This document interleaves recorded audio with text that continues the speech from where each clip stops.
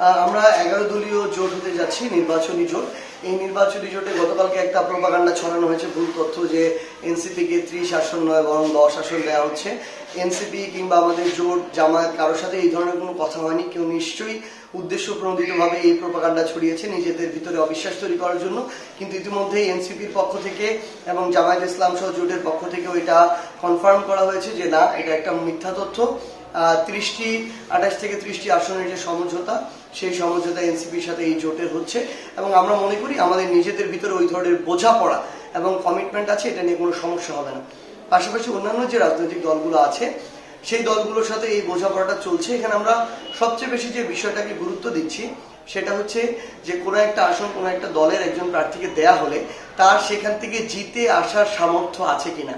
ধরেন একটা দেয়া হলো কিন্তু জিততে পারলো না, তার মানে তো একটা আসন নষ্ট হলো এবং অন্য দল সেই আসনটা পেয়ে যাবে। তো এটা তো হতে পারে না। এখানে দলের স্বার্থের চেয়ে জোট এবং দেশের স্বার্থকে বেশি প্রাধান্য দিতে হবে। আমরা এমনও হতে পারে যে 2, 4, 5টা আসন আর যদি হতো আমরা সরকার গঠন করতে পারতাম। তো সেই জায়গায় এখানে আমাদের দলীয় স্বার্থটাকে কম প্রাধান্য দিয়ে বরং দেশের স্বার্থকে অধিক প্রাধান্য দিতে হবে।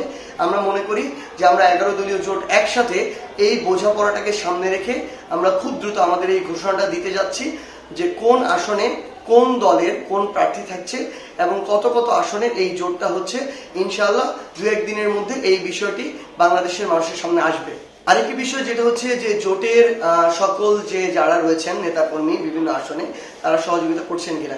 এখন পর্যন্ত যেহেতু এটা কোন আসনে কোন জোটের বা কোন দলের কোন প্রার্থী থাকছে এটা ফাইনালাইজ হয়নি, সেই জায়গা থেকে 2-1 দিন লাগবে এটা ফাইনাল হতে। তারপরে অফিসিয়ালি ওই নির্দিষ্ট আসনে জোটের সকল দলের যারা আছে তারা একসাথে নেমে তাদের জায়গা থেকে নির্বাচনী প্রচারণায় যাবে।